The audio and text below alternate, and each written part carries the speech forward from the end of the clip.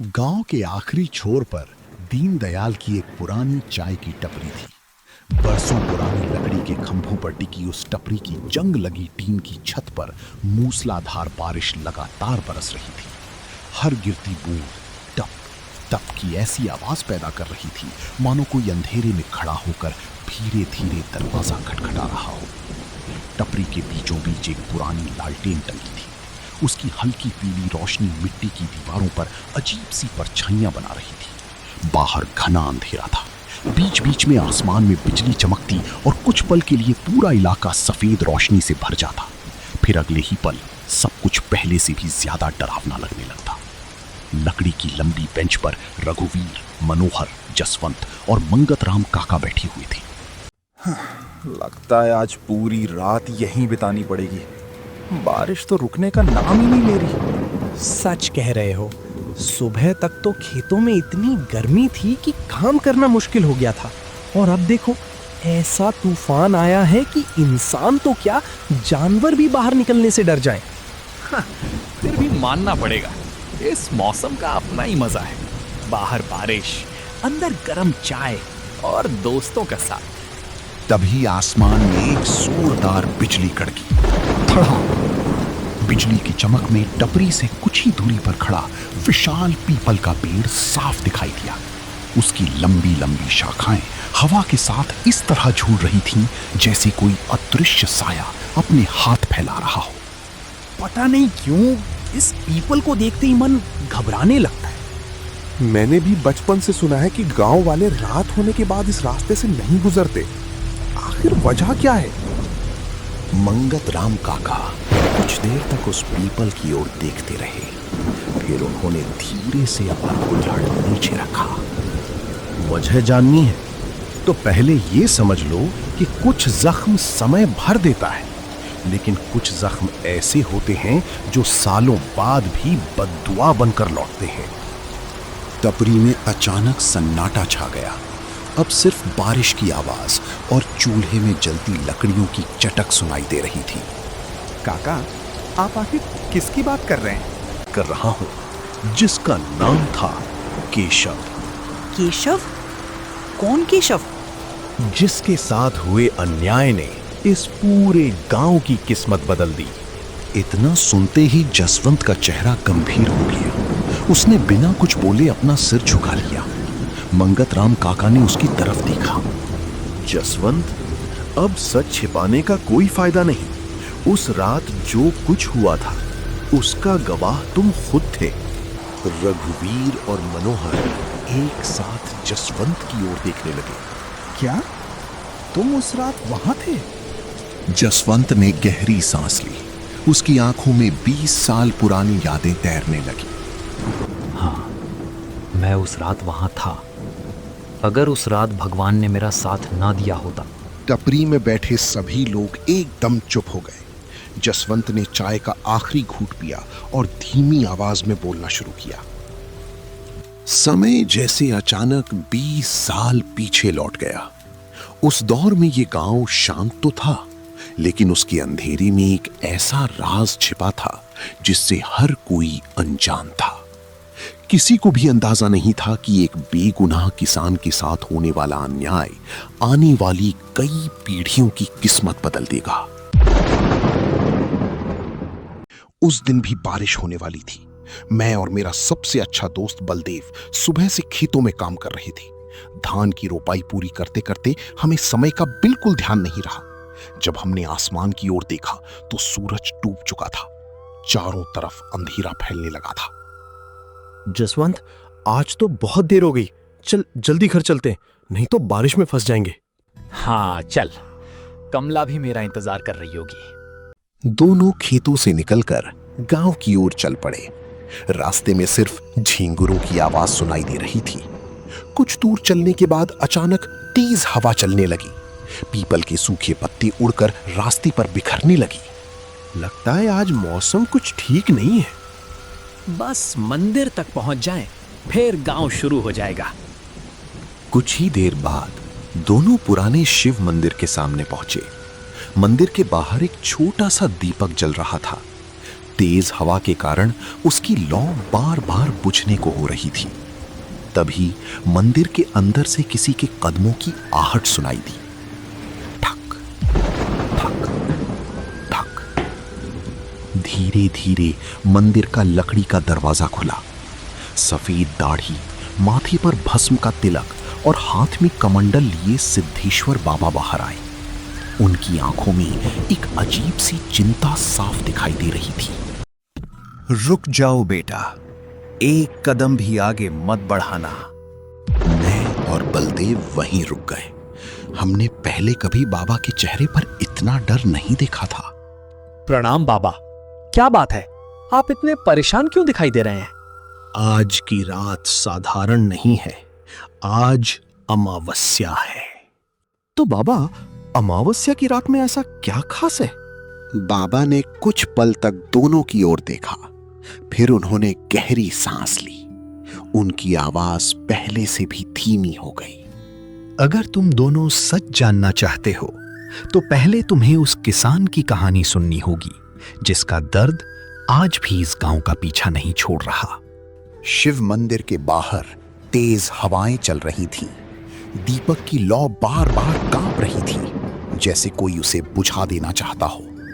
सिद्धेश्वर बाबा कुछ देर तक चुप खड़े रहे, फिर उन्होंने भारी आवाज में कहना शुरू किया। ये बात आज से करीब 20 साल पहले की है, जब मैं इस गांव में नया आया था। इस गांव में एक किसान था, केशव। बहुत गरीब था, लेकिन ईमानदार इतना कि किसी का हक नहीं लेता था। उसकी छोटी सी जमीन ही उसकी दुनिया थी, लेकिन गांव के कुछ लोगों की नजर उसी पर थी। केशव को बार बार जमीन बेचने के लिए दबाव डाला गया, लेकिन उसने हर बार साफ मना कर दिया। फिर एक रात शिव मंदिर का चांदी का मुकुट गायब हो गया और बिना किसी सबूत के शक सीधे केशव पर आ गया। गुस्से और अफवाहों में अंधा गांव उसे पकड़कर पीपल के पेड़ के पास ले गया। उसे वहीं बांध दिया गया। 3 दिन तक न खाना न पानी, और तीसरी रात उसकी सांसें टूटने लगीं। मरते समय केशव ने पूरे गांव को देखा और तुमने मेरी सच्चाई को झूठ बना दिया। अब जब तुम्हें अपने ही लोग आवाज देंगे, तुम पहचान नहीं पाओगे। हर अमावस्या की रात मैं लौटूंगा। उसके बाद हर अमावस्या पर कोई ना कोई गायब होने लगा, और सबसे डरावनी बात, वो कभी अपने असली रूप में नहीं आता। कभी माँ की आवाज, कभी किसी अपने की। अगर किसी ने उसकी आवाज पर दरवाजा खोल दिया तो फिर वापसी नहीं होती। जसवंत और बलदेव मंदिर से बाहर निकल आए। रात और भी भारी लगने लगी थी। घर पहुंचकर दरवाजा बंद किया। इतनी देर क्यों हो गई? आज रास्ते में बाबा मिल गए थे। उन्होंने अमावस्या की रात के बारे में बताया। कहा कि इस रात कोई भी चीज किसी की भी आवाज बनकर तुम्हें बुला सकती है। तुम्हारी मां की आवाज, दोस्त की आवाज या किसी अपने की। इसलिए आज अगर कोई भी आवाज दे तो दरवाजा मत खोलना।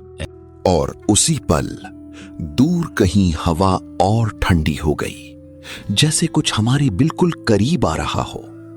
रात धीरे धीरे और भी गहरी होती जा रही थी। बाहर मूसलाधार बारिश लगातार बरस रही थी। तेज हवाएं खिड़कियों को झकझोर रही थी। पूरा गांव गहरे सन्नाटे में डूब चुका था। जसवंत और कमला घर के अंदर बैठे भगवान शिव का नाम जप रहे थे। इतनी चिंता मत कीजिए, सुबह होते ही सब ठीक हो जाएगा। पता नहीं क्यों मेरा मन बार बार बलदेव की तरफ जा रहा है। ठक ठक ठक। दरवाजे पर किसी ने धीरे धीरे दस्तक दी। जसवंत और कमला एक दूसरे का चेहरा देखने लगे। कुछ पल तक पूरा घर खामोश रहा। फिर बाहर से आवाज आई। जसवंत, दरवाजा खोल, मैं हूं बलदेव। आवाज बिल्कुल बलदेव जैसी थी। एक एक शब्द, एक एक सांस, सब कुछ वैसा ही।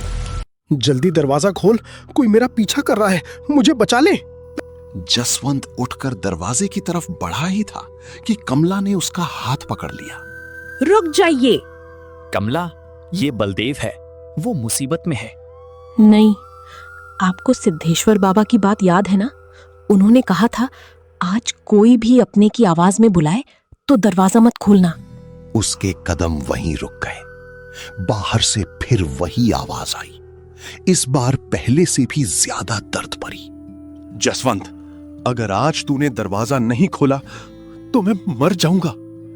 जसवंत की आंखों में आंसू आ गए, लेकिन अगले ही पल उसे बाबा की चेतावनी याद आ गई। उसने अपनी आंखें बंद की और भगवान शिव का नाम लेने लगा। कुछ देर तक दस्तक होती रही, फिर अचानक सब कुछ शांत हो गया। बारिश की आवाज के अलावा अब कुछ भी सुनाई नहीं दे रहा था। उधर बलदेव अपने घर में लेटा हुआ था।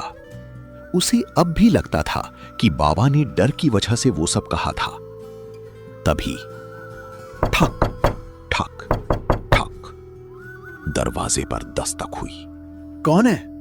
बलदेव, जल्दी दरवाजा खोल, मैं हूं जसवंत। जसवंत, इतनी रात को? मैं पीपल वाले रास्ते में फंस गया हूं, जल्दी कर, मुझे बचा ले। बलदेव की पत्नी घबरा गई। मत खोलिए दरवाजा, बाबा ने मना किया था। अगर सच में जसवंत हुआ तो? सुबह तक इंतजार कर लेगा, लेकिन अभी मत खोलिए। लेकिन दोस्ती ने उस रात समझदारी पर जीत हासिल कर ली। बलदेव ने धीरे धीरे दरवाजे की सांकल खोल दी। दरवाजा खुला।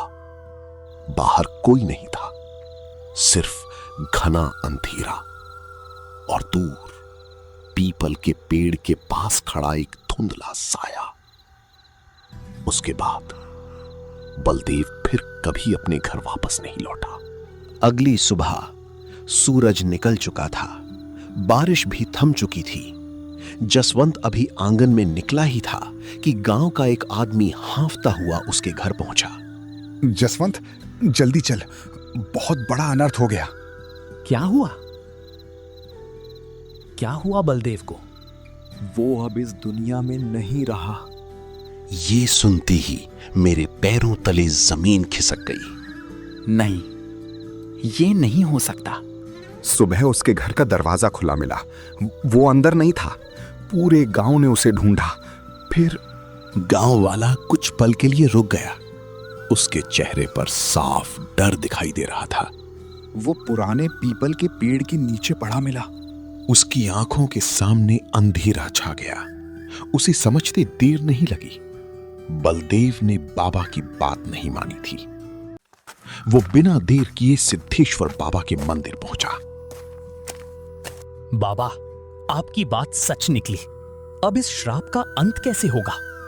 हर श्राप का अंत होता है, लेकिन उसके लिए सत्य का स्वीकार जरूरी है। बाबा उसे लेकर उसी पुराने पीपल के पास पहुंचे। उन्होंने कमंडल का जल पेड़ की जड़ों में अर्पित किया और भगवान शिव के मंत्रों का जाप शुरू किया। तेज हवा चलने लगी। पीपल की शाखाएं जोर जोर से हिलने लगी। अचानक पूरा वातावरण ठंडा हो गया। पेड़ के सामने धुएं जैसा एक साया दिखाई देने लगा। धीरे धीरे वो साया एक किसान के रूप में बदल गया। वो केशव था। उसके चेहरे पर दर्द था, लेकिन अब गुस्सा नहीं था।